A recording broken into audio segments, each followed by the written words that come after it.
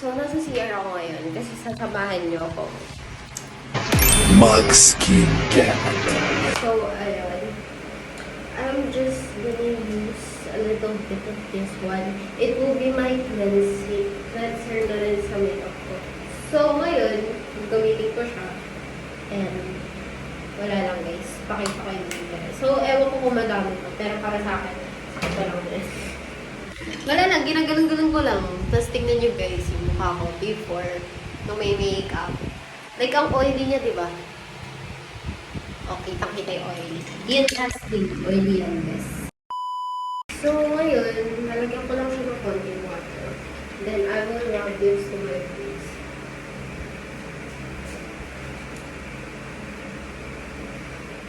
Kakalit natin yan sa mukha mo.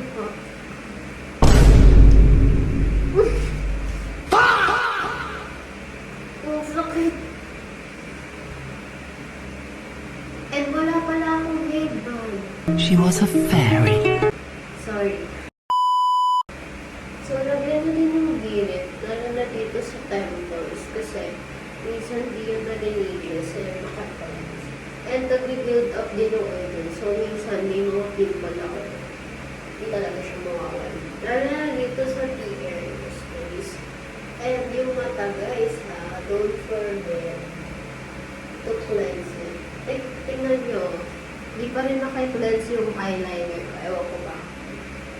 Maybe because I'm not that cleansing my eye. Pero ayun, first cleanse ko yun. Wait lang. So, i-cleanse natin siya sa tap water. Kasi wala kami lababo. I-cleanse. I-rinse. Sorry. Pati mali.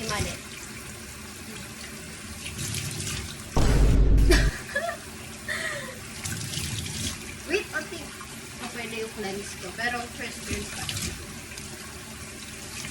I don't know.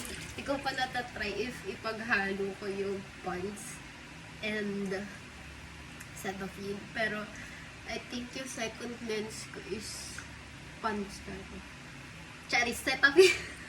So, dito na lang ulit ako mag-apply ng second cleanse ko. And konti na lang nalagay ko for this. Kasi medyo madumi pa yung sa eye parts.